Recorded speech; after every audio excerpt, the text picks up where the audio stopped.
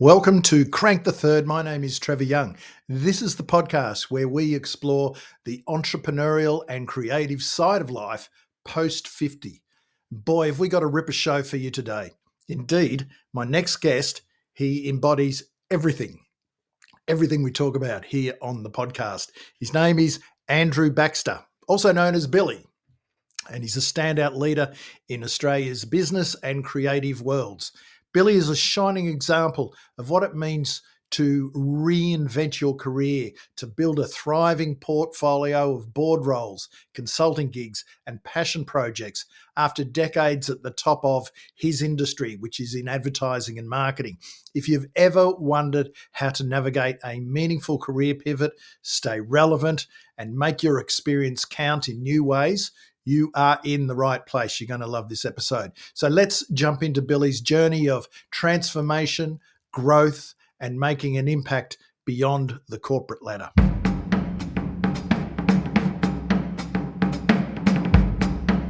G'day and welcome to the show. My name is Trevor Young, and with me in the virtual studio, welcome Andrew Billy Baxter. Good to be on here. Thanks, Trevor. Andrew, I'll probably swap between Andrew and Billy. You're known as Billy. I guess that's named after the song. There's a famous Australian song called I Want to Be Like Billy Baxter. I guess that's where it's come from. So you'll answer to either name.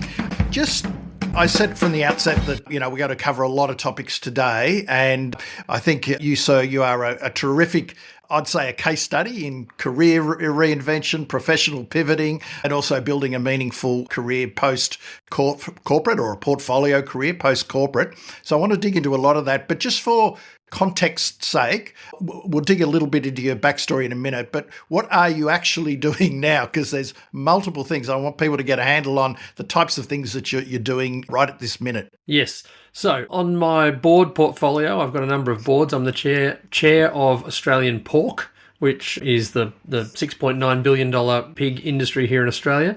The deputy chair of Foresters Financial, which is one of the sort of top 5 or 6 friendly societies in Australia, mainly Victorian-based. I'm on the board of HypeTap, which is an influencer marketing platform. I'm also on the board of Agriculture Innovation Australia, which is a body that brings together funding from all of the different rural bodies and government to do things that they can all do together as research. So bit of a mini CSIRO for the agriculture space. Yep. So there, I also do a bit of work as a senior advisor to BGH Capital, which is one of the larger private equity firms in the country.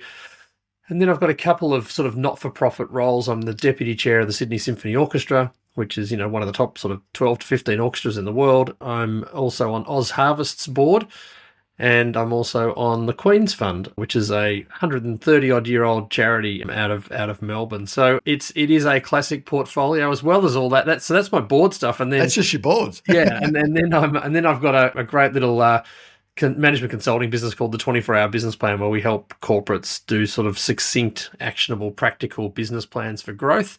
And we've done a couple of 100 companies around the world in the last 4 years. And you do advisory and mentoring work and executive coaching just because if you weren't busy enough. No, exactly. I do all of the above. Many of our clients on the 24-Hour Business Plan ask us about executive coaching, so I certainly do quite a bit of that. And I'm for always mentoring in a good way. A lot of people in our old industry, the advertising, marketing, comms industry. So and I'm also the adjunct professor of marketing at the University of Sydney Business School. So you sort of tend to help out a lot of students and academics in that role. Just in case you weren't busy enough.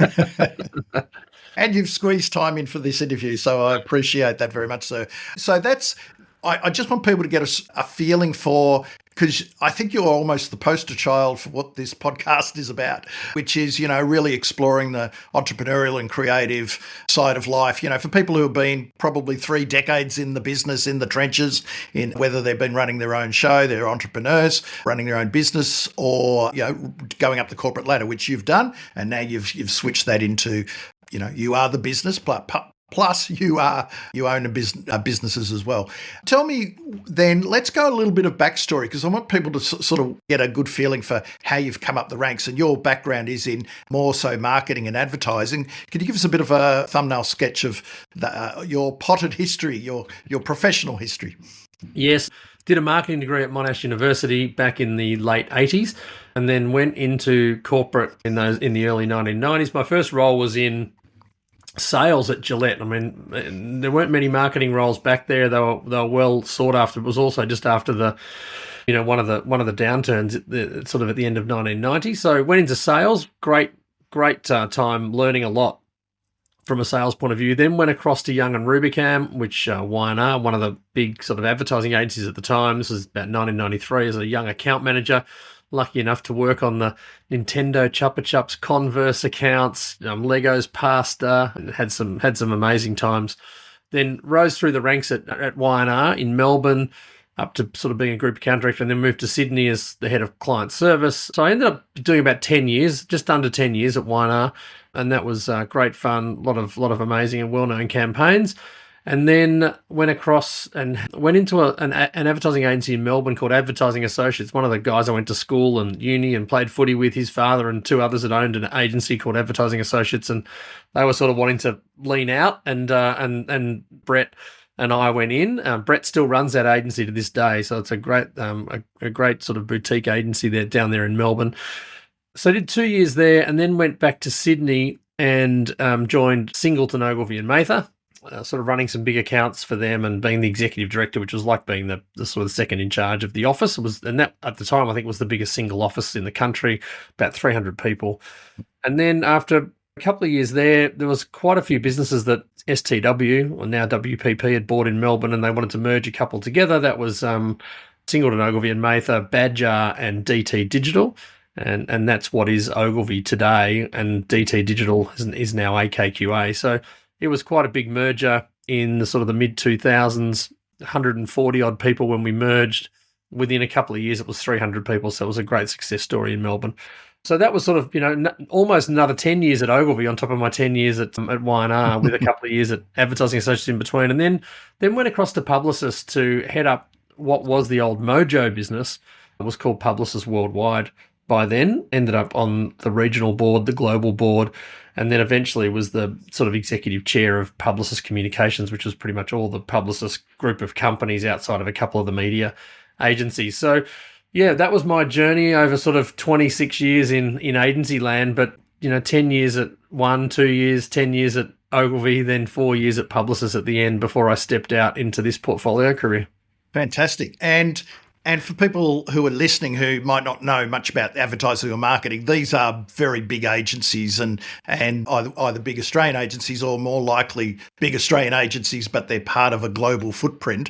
So you could say that, you have had the classic, or you didn't start in the mailroom, but it's that classic from you start as a junior and you work your way up and keep getting promoted and into very big positions. So would that be fair? Yeah, that's very fair. And I think, I'm even today when I'm helping out other agencies or clients, you're always looking for people who, are getting promoted internally, because it's a good sign that they're continuing to move. So that was exactly the case with me over those years. And yeah, it was quite a ride. And, but you're right, by the end, I think Publicis Communications, we had just over 1,100 people in that business and about 12 different companies reporting through to it. Yeah, we were saying off air that, I've been in this space as well, but more so from the public relations, PR and communication side of things. We've probably circled each other for many years and we've got friends in common, but never really sort of caught up and had a chat. So that's why I'm loving going through your history and some of these names I know very, very well. I just want to shift gears for a tick, because there was an article you wrote, and you can tell us the story on that, but it was around if you got advice from someone more senior to you when you were in the advertising industry, when you're an executive there, and they told you that if you're not a CEO by 45, you're never going to be. Was that the Yep. gist of it? Why don't you walk us through that story? Because I think that people will probably have sort of felt a similar sort of vibe maybe at their company. Yeah. So I would have been 25 at the time, maybe a year or two into my advertising career at Young and Rubicam, and my boss at the time was a guy called John Peters. And John, I still catch up with John. He'd run, before he went to Y&R, he'd run Clemenger, he'd run Ogilvy, so he was, an amazing guy.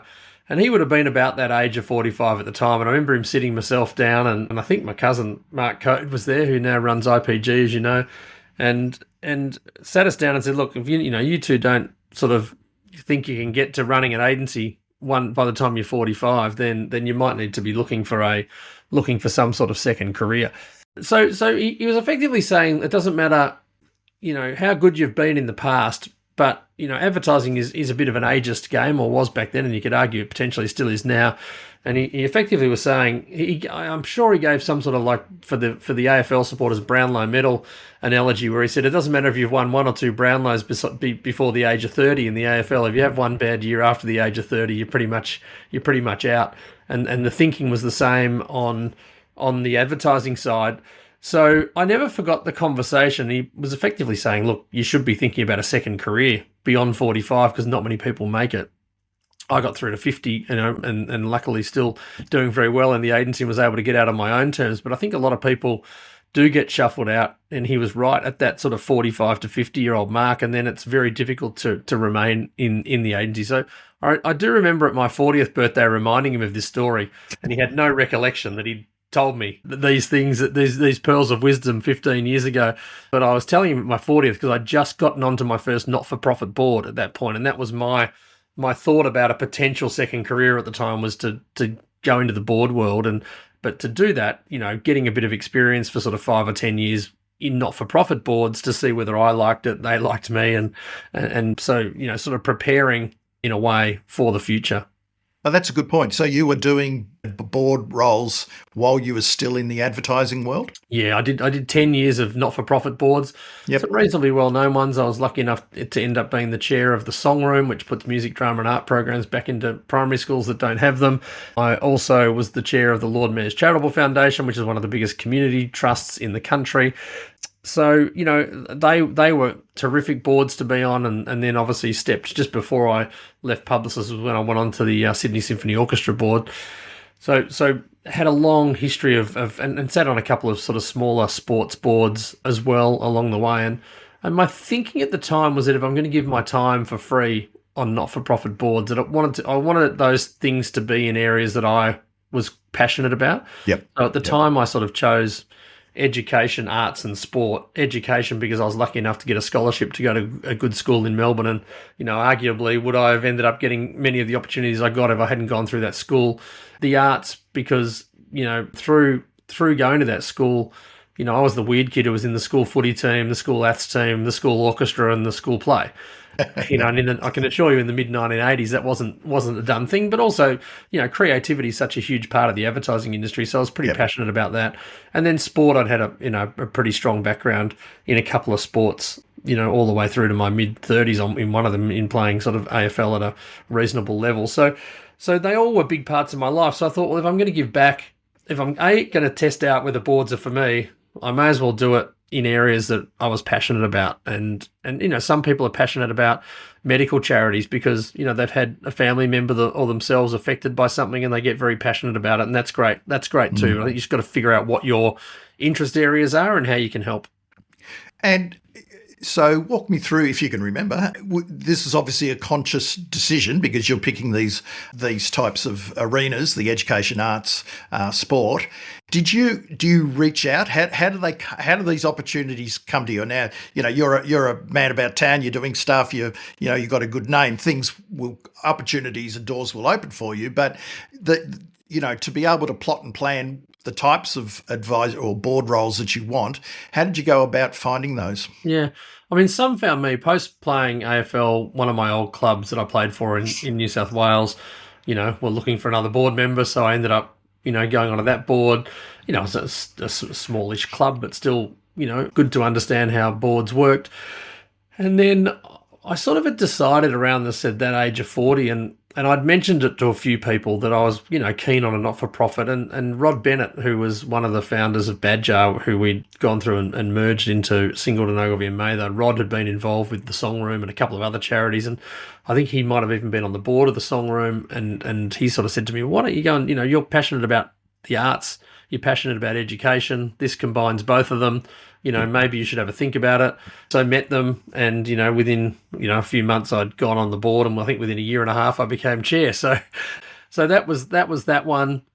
And then it was, all of a sudden you're out in certain circles, you're meeting with people, and people start understanding your interest areas. And the Lord Mayor's Charitable Foundation came about. They knew I was interested in education. About a quarter of their giving and granting is into the education space. Yep. I just so happened to know someone on the board. They said, would you be interested down the track in getting involved? So all of those ones on the not-for-profit side have probably more found me than me finding them.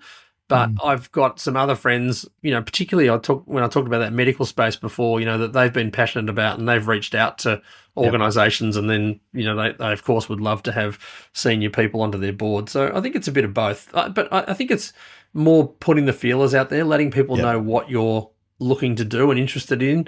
And, the thing with boards, someone might want you on a board, but they've got no vacancy on that board for 3 years. Yeah.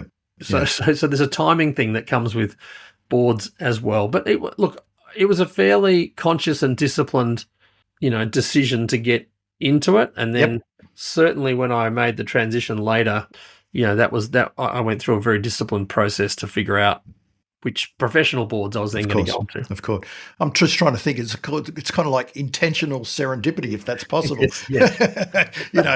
Your intention is, this is what I want to do, but serendipity is that things happen around you, but you've obviously, working towards that area. And I guess, a lot of people say, oh, I want to be in boards, and, they want to be on a major publicly listed board straight away, maybe, but you got to start small. You got to, you started at a footy club, local footy club, and it's much easier to get a board job if you're already on a board. And then if you got two, well, then maybe you'll get, it's part of that reputation that that starts compounding away in the background, I guess. Yeah, and a lot of people, because you're right, to get on a more professional board, the first two questions people ask is, have you been a non-executive director already, rather than a executive director, and have you done the AICD course or governance course, or one of those that, gives you some sort of education on boards. And so, for me, yes, I realized it was important to get that sort of experience. And it's fairly rare that people step onto big public boards without having done at least some work in the not-for-profit space. A lot of people, are passionate about, particularly in the private school space, some of them will be passionate about getting on their private schools board, or, again, you're still learning. It still should be covering all the areas a board should cover in terms of managing strategy and risk and all those sorts of things. So yeah, there's a lot in it. So you've got this fascinating mix now. So advisory roles, board positions, the university teaching, consulting. How long have you been doing that side of things? And how has that sort of grown? That's probably a meaty question that we'll take it step by step. But how long have you been doing this portfolio career? Yeah. So I stepped out of publicists. I think I finally wound out sort of around this time, middle of the year 2018. So it's 7 years that I've been doing this. Probably took 3.5 years to get the board, sort of the group of board roles together, because again, timing, and things like that. I think one of the important things on the, to understand about yourself when you're making that transition, I was lucky enough to meet some really senior people when I was announced I was going to leave Publicis, and sort of had that classic, 6-month sort of transition where I was helping sort of, keep things going at Publicis and be a good leaver and all those sorts of things. And they knew that I wasn't going to a competitor, so it wasn't like I was jumping to another agency. But I used that time to go and meet a lot of people who'd made those similar transitions and ask them what they'd learned, what they'd gone through. And I got some great advice from one person, and that was to sort of try and unpack yourself as to what the drivers are that you really enjoyed about your working life. And for me, when I did that, it came down to two things. One, that I loved every day in an advertising agency or advertising agency group, that every day was different. You're never quite sure what was going to happen that day. Any sort of client could ring you. There could have been any sort of, team member challenge. You knew every day that, you had to be on your feet and thinking.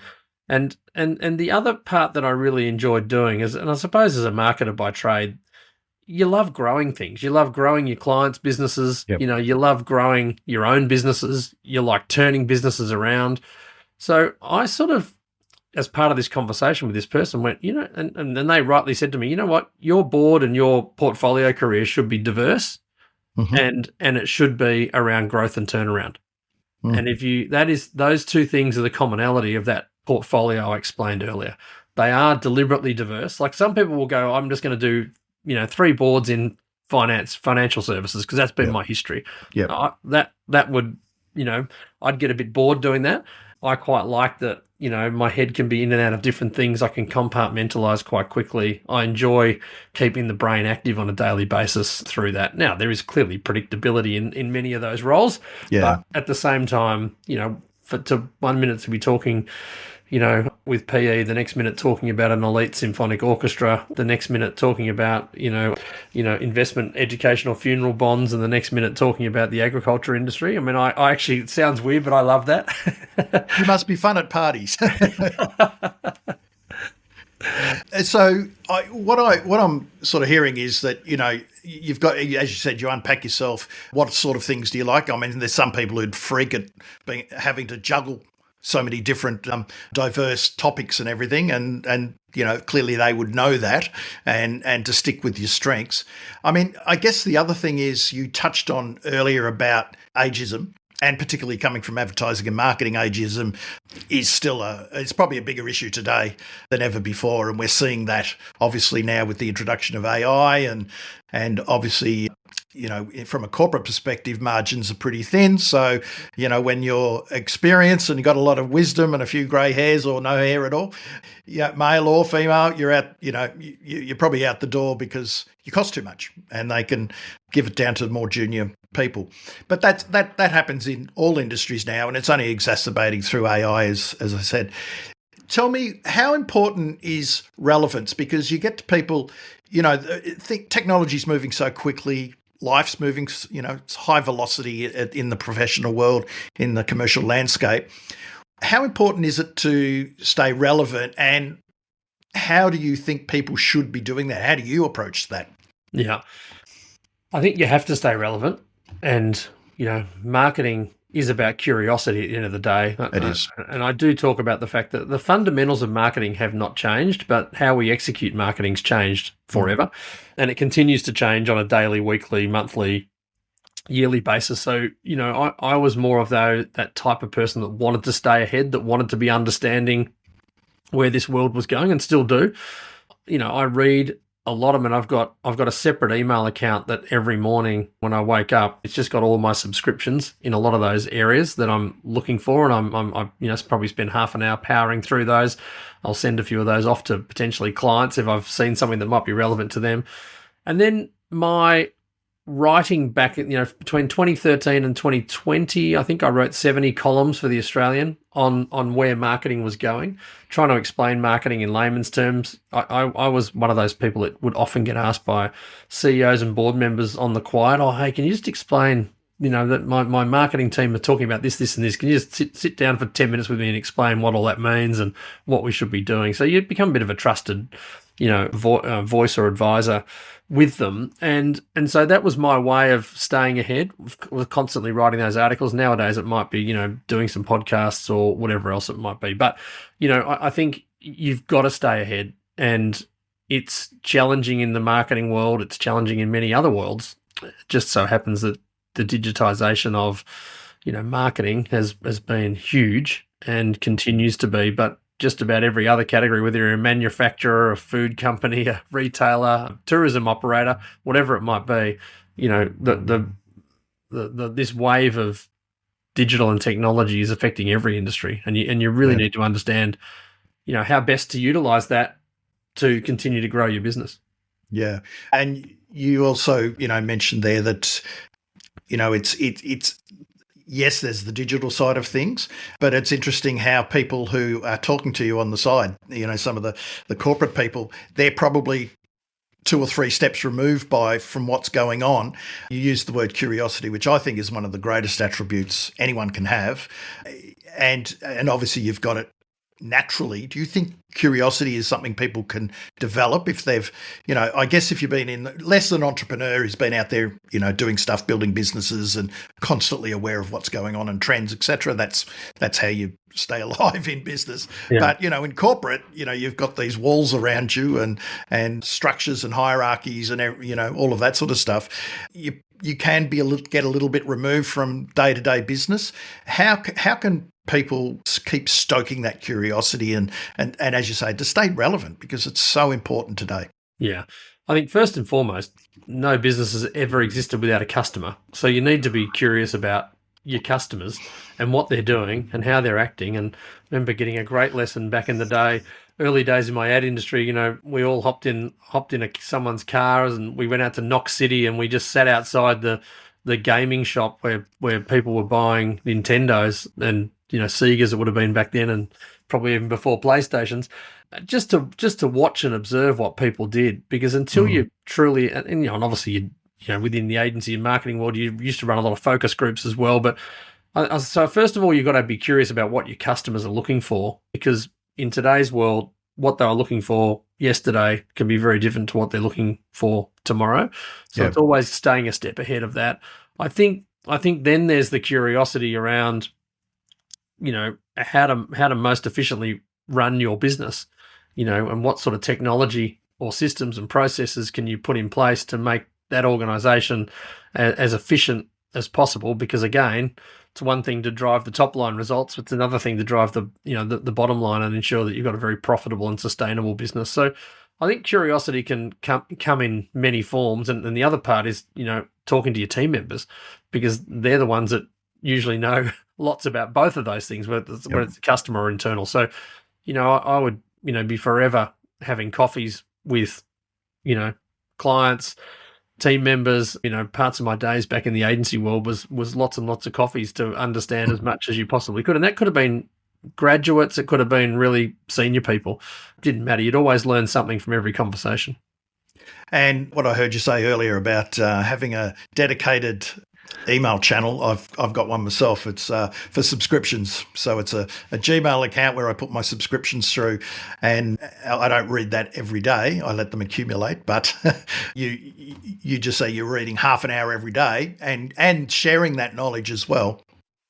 I reckon that's just a terrific idea, because there's so, the general media is, fine, let's keep abreast of what's happening in the world through, you mentioned the Australian newspaper, the various, the Financial Times, the Financial Review, whichever, depending on what country you're living in, that's important. But it's really, there are the podcasters who are on the ground, or people writing some amazing newsletters today, or blogging, or even on YouTube channels. There's so many great sources with some real credible people sharing their ideas and insights. And it's a great place to start. Seriously, I just think it can't be underestimated.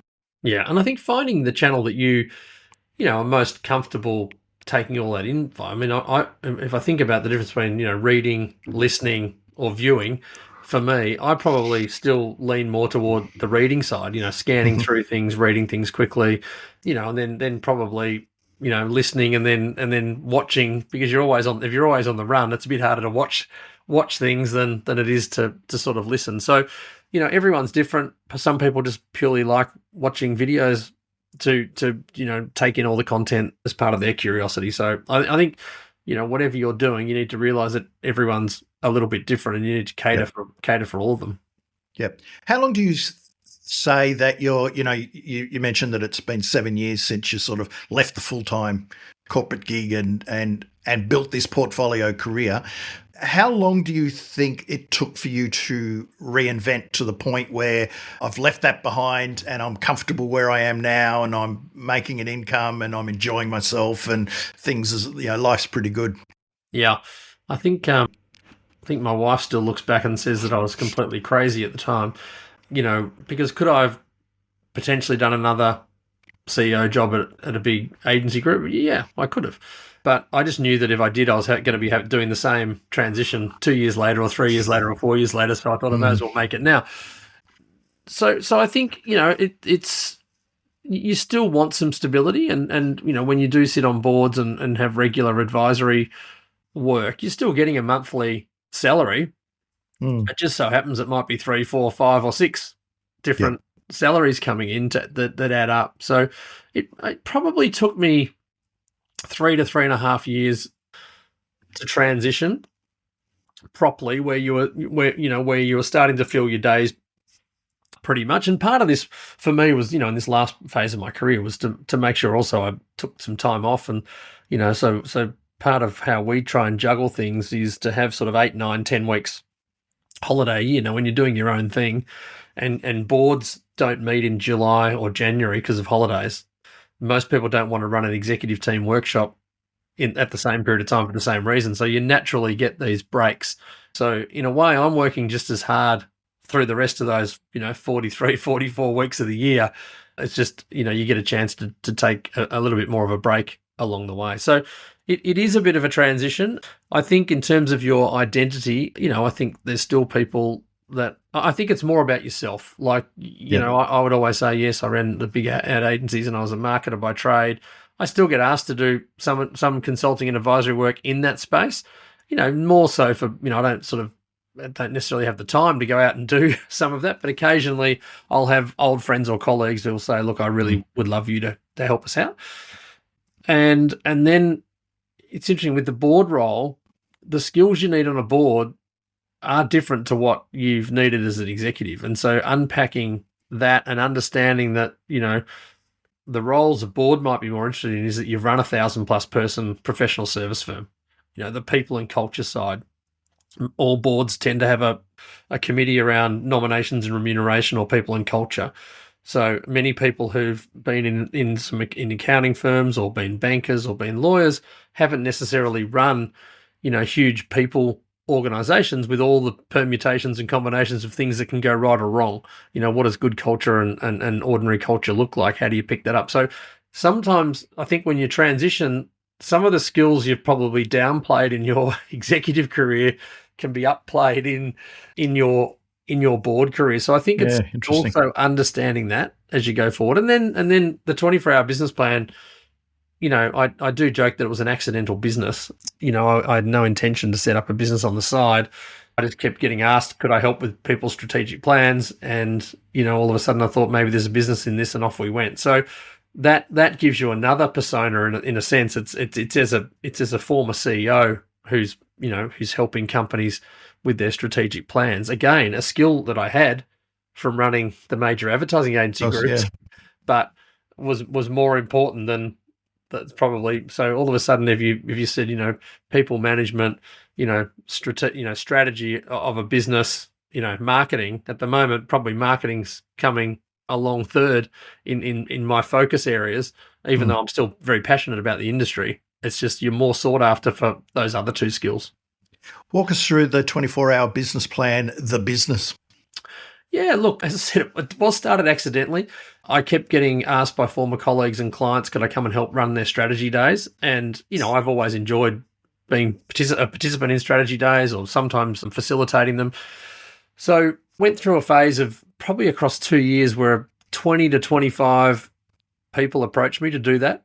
And after that, I was like, wow, let's start a business in this. And if I was going to do that, it needed to be in a way that was practical and actionable and succinct, because I think business planning was getting too complicated. It was left to the CEO and the CFO at many organizations, or the COO.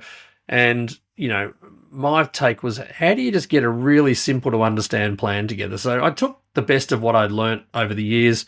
The majority of what we took was publicly available information, but and then we built some frameworks out on our own, overlaid it with a marketing hat on, which meant we needed to story tell the strategy and visualize the strategy.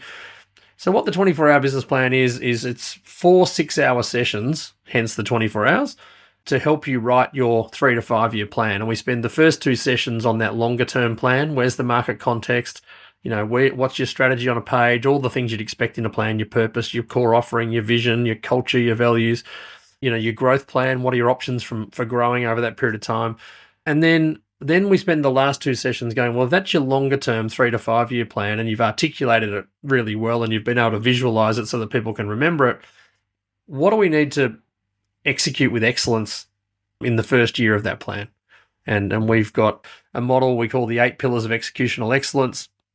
And we work through that, and we normally uncover 35 to 60 potential initiatives and priorities in year one of a 3 to 5 year plan. And then we always say, good luck, that's never going to happen. What are the 10 that are going to move the needle the most?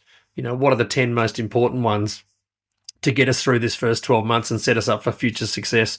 And then we write one-page action plans for each one. So it's the summary document's only 14 slides. It's designed so that it can go into somebody's management pack every month, or they can reflect on it, or if it's a larger company, their board pack.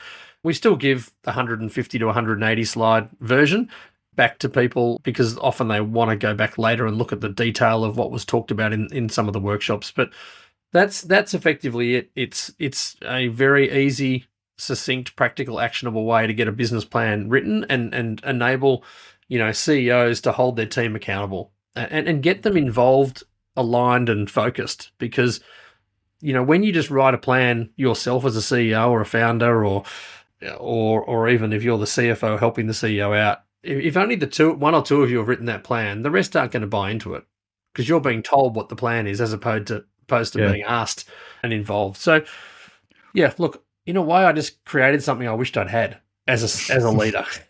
There's no rocket science involved in it. It's just it's making those frameworks, a bit of fun. The frameworks are robust enough, but making the workshops a bit of fun. So, we get some great feedback from them. Someone even said the other day it felt like they not only got a succinct plan that they could action the next day, but they also felt like they got a mini MBA in running their business. and that's just us giving a bit back, And when I say us, we're a bunch of ex-CEOs. So we sort of say, look, we're not a consultant, even though it's a consulting business. We're a bunch of ex-CEOs helping walk you through, building your plan for the next 3 to 5 years. So no kind of employees. They're sort of contract by contract. Yeah, contract by contract. We've got a 3-day-a-week general manager. We've got a full-time sort of admin manager, and we've got part-time bookkeepers and the accountants and all those sorts of things. So you sort of got the infrastructure sitting behind it. But yes, we've got at the moment 6 or 7 ex-CEOs in the business, and we've got 8 business school students. So all of it's digitized. We don't use butcher's paper or post-it notes. That traditional, stereotypical, if we're running a workshop around strategy, it's got to be covering the walls. It's all digitized. The students type the notes up in real time in the room, and we're then able to use what's said to plug into our framework if we think it's relevant along the way. Yeah. I was going to ask that. Who's actually writing it? They're sort of writing it as you go, and you're basically coaching them through it. We are. We're coaching them and guiding them. Co-writing, writing the plan for them based on what they're talking about. I mean, 80% of, what's needed to get out in those sessions are in people's heads already. Yeah. So they just have never written it down. So 4 in 5 Australian companies have not written their business plan down. Gosh, it's crazy. So, and when you think there's 2 million SMEs in this country, that's 1.6 million, companies that haven't written a plan down. And all the science and all the research done by the best business schools in the world say that if you write a plan down, you've got a much higher chance of growth. I think one of them said that for the 1 in 4 in Australia that did write their plan down, 76% of them got to where they thought they'd get to based on the plan. In the US in 2001, they did a huge study of 11,000 US companies, and they just put them in 2 buckets: who had a plan, who didn't have a plan, and the ones that had a plan outperformed the others by 48%. So it's the data does not lie. So this opens up. How much time do you spend on that? But I was going to ask on that business. So you're running a business as well. Yeah. Could you give us a rough, and I mean rough, because it probably changes from day to day by the sound of things, but the ratio of things that you've got happening. So, do you spend 20% on that business and, 40% on boards? And how did you make up of this multifaceted personal brand-based portfolio career going? Yeah. Well, I start with the boards because if you make a commitment to be on a board, it's a 3-year commitment with an option for another 3 years and another 3 years. So, so what they say is best practice is a good board should take you about 22 days of work a year, right? So that might be 8 to 10 board meetings and the sort of the reading leading up to that. Most boards, there's committees, there's an audit and risk committee, there's a nominations remuneration committee, depending on what board you're on. There might be other committees you're expected to be part of. So between all of that, the reading, the ad hoc calls, they say a good board's about 22 working days. And they say if you're going to be the chairperson, it's double that. And the vast majority of boards would have the chair being paid double what the non-exec directors are for that reason. So if I then have a think, use that as a formula, I go, well, Australian Pork chair, 44 days, the Foresters Financial, 22 days. And then my other two boards are slightly smaller ones that if I added both of them together, they'd add up to that sort of 22 odd days. So there's 88 days, and then say roughly maybe 10 days with the private equity team. Most of the not-for-profit boards, I've deliberately chosen ones that tend to have their board meetings late afternoon, early evening, so it's not into your working day. So I think that's also important. If you're going to pick those ones you're giving your time away for free, you don't necessarily want it to be in during the day.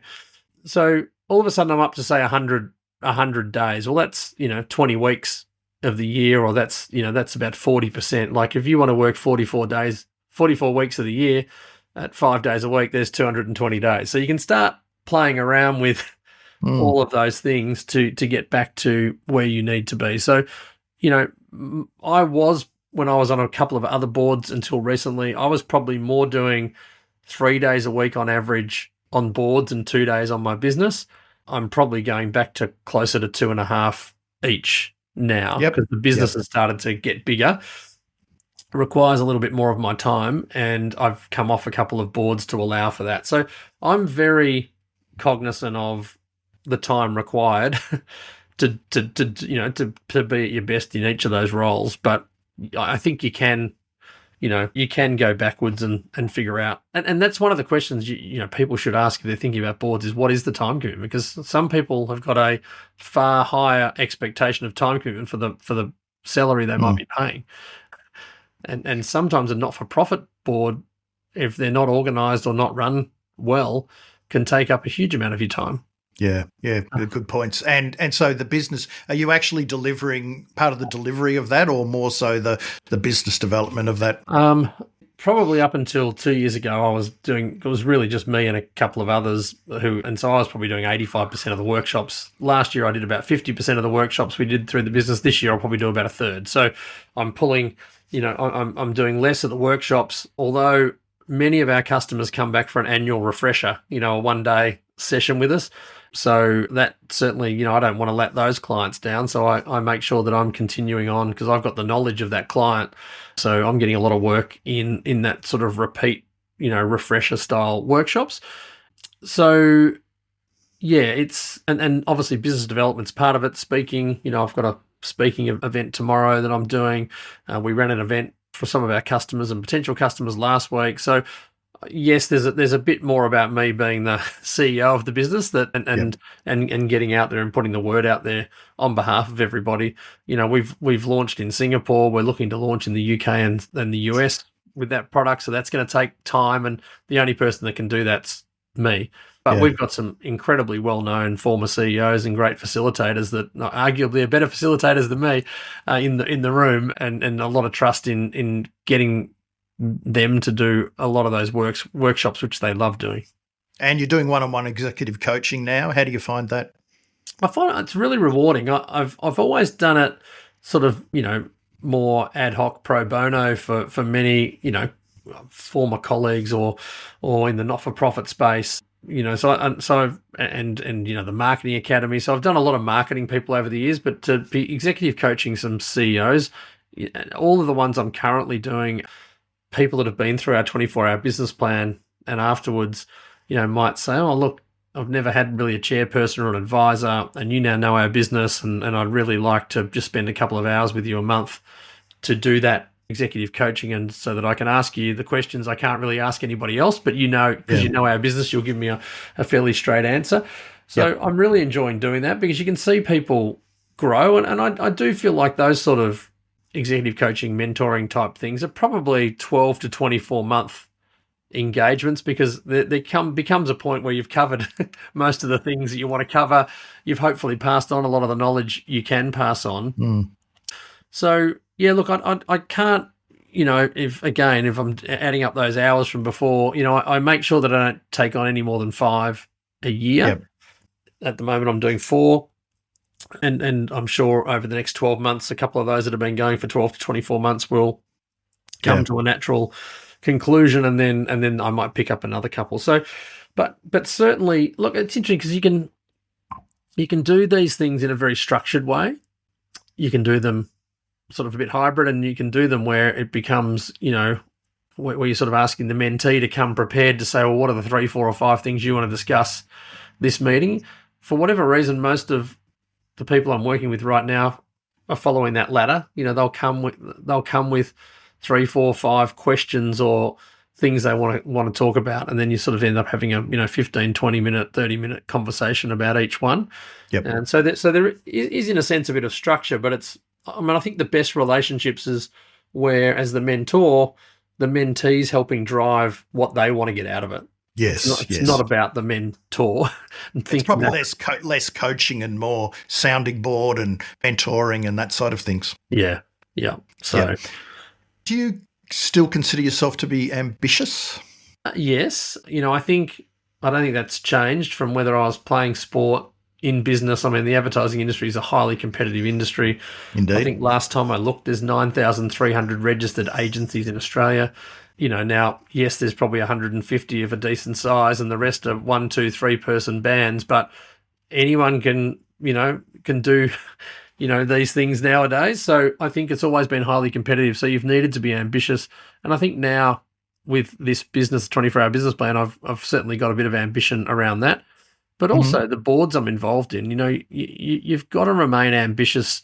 I think the minute you become, an incrementalist in business, in whatever you're doing, then you're a lot closer. If you're only really aiming to do 1, 2, 3% growth a year, the chance is you'll end up at minus 3% that year. So, I think just pushing the agenda forward, trying to get, the measured growth that you're looking for means you're always being ambitious in anything you're involved in. Yeah. Do you think your definition of success has evolved since your corporate days, given, you're a lot more expansive in what you do now? Yeah, I think, it's an interesting question. I think in terms of, I still think that I like, seeing success of businesses that I'm involved in. I think clearly, I talked about those 8 pillars of executional excellence before, with marketing being one of them. There's 7 other things to focus on, whether it be sales or operations and technology, whether it be your core product, whether it be, strategic partners, your team, or your customers. So or your financials. So I think, I've got clearly a far broader perspective on companies nowadays. And I think when you're the CEO of big ad agency groups, that you've got to have that same perspective. So I feel like that has evolved over time, in that my definition of what success looks like's probably not as narrow as it used to be, but I'm still always wanting to, see organizations or businesses have a strong positive trajectory. That's still something I'm pretty passionate about. Yeah, yeah. So if you cast your mind back to, when you were making the jump and you were making those edging into the non-profit sort of board roles, if someone, you were sitting down and talking with someone who is sort of in a similar boat now, and they're thinking about, well, what's next? And of course, they probably want to get off the treadmill a little bit and want to do something more meaningful and use their reputation and skills and the value that they've got. What's something that you'd be saying to them, a couple of ideas or tips for them to really, these are non-negotiables, you've got to start thinking this way? I think trying to find a way to do one of those courses, if you're going to get into the not-for-profit space and sit on boards. I think trying to, the Australian Institute of Company Directors course, or there's a good one at the Governance Institute of Australia. So I think doing something that gives you a better understanding. It's almost like, you wouldn't become an accountant if you hadn't done your accounting degree at uni. So I think something in that space. I think talking to people who've been through that transition to understand, is it right for you? Because I've had some who think it sounds like a great idea, and then once they realise what's involved, it may not be for them, or they could get super excited the other way and go, no, this is absolutely what I want to go and do. So I think because this is involving people at the back end of their careers, people are far more generous in their time in going through, here's the transition I made, here's what I learned. If you're talking to someone who was, in their early to mid 30s, maybe they wouldn't be willing to give up their time as much. So I do find that, just asking the questions. I think I wrote at the time when I was leaving Publicis, I wrote to 90 people who had made a board transition that I either knew or I knew once removed. And I think pretty much everybody but one person wrote back and said, absolutely, come and have a cup of coffee with me. And over 3 months, I had 90 cups of coffee. Wow, you learn a lot from that. Open doors, everything there. Yeah. So I think that's the piece. And then I go back to what, if it's not for profit, what's those passion areas that you are interested in, that you feel like you can make a difference and then get involved with them. I mean, it could be medical, it could be the comedy festival, it could be, child's charity, it could be whatever. It could be something to do with the environment or climate, whatever your passion area is. That's where if you're going to spend some time, and it's a win-win, right? You're learning by sitting around a board table with hopefully some other more experienced board people, but at the same time, you're giving back to an area that you're pretty passionate about. Yeah, but don't leave it to chance, is what you're saying. I mean, No. it's if you're not out there, you could be invisible by this stage. You've got 30 years under your belt, but as we know, it's a noisy world out there, and you might be known in your industry, but you're probably not known outside. So personal branding and having a reputation and visibility is within the marketplace is absolutely crucial, because if you can't articulate and package your value and communicate that value, then no one else, how do you expect anyone else to know it? Yeah, I 100% agree. And I think, therefore your LinkedIn in particular, because the first place if you get in touch with somebody and say, I'm interested in helping out, maybe sitting on a committee before you go onto the board, because that's the other thing with not-for-profits, they also have committees. So you might offer your time to say, sit on the marketing and fundraising committee or sit on the audit and risk committee. And then, of course, when they're looking for a new board member, you're in the prime spot because they've got to know you. But I think updating your LinkedIn that highlights you're making that transition, or at least you're more open, is important. I mean, I ended up at the time, I got someone to build a website for me. Actually caught up with him last week and we were laughing that website's probably, 12 or 13. I mean, we've updated it constantly, but, originally built it 12 or 13 years ago before people had personal websites. Yeah.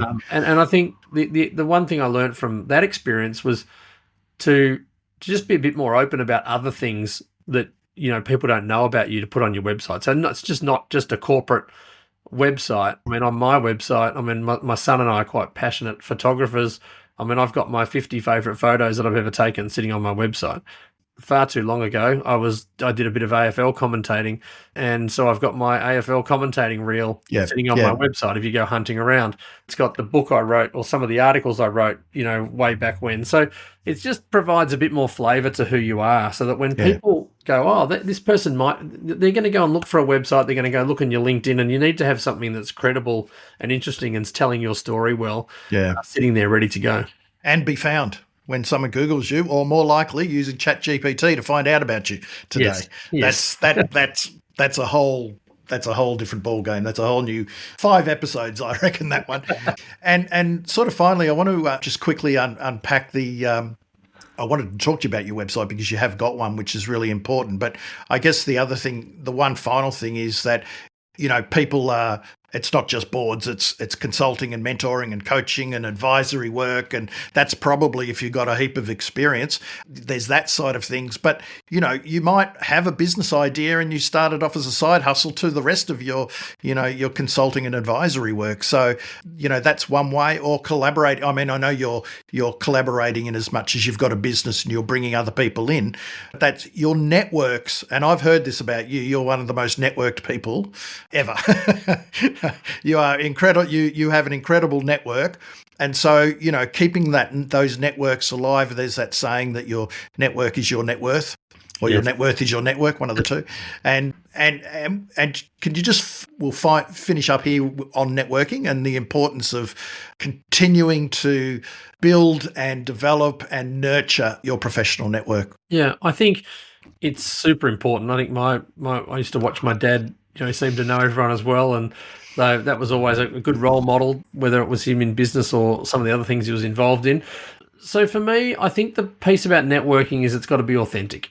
You can't just network for the sake of it. It's got to be authentic. You've got to have real connections with people that you're trying to maintain. It is interesting who you might think your biggest advocates are may not be, but those that aren't will be.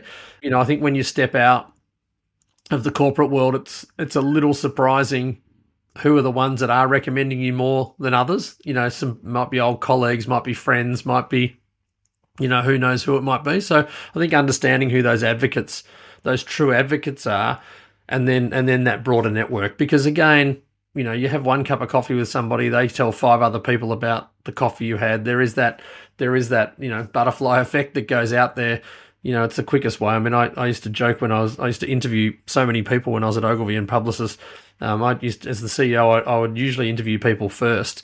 And of course, if you've interviewed 300 or 400 people that year, and all of a sudden they go tell 5 people in the industry, I just got interviewed by the CEO of Publicis or Ogilvy, there's a positive effect. And, often you can get out to more people in a more positive way that way than writing an article in B&T or doing an interview. So for me, that network piece is important. It's good fun anyway. Like catching up with people, you just never know. You always, as I said earlier, learn something in every conversation you have. Yeah. So I think just having that open-mindedness and having that ability to catch up and have coffees and have a chat and at any point in time is awesome. So for me, it's really important to keep them. And sometimes people's networks are, smaller but more powerful, and others are broader and and powerful that way. So yeah. And I think LinkedIn again is interesting because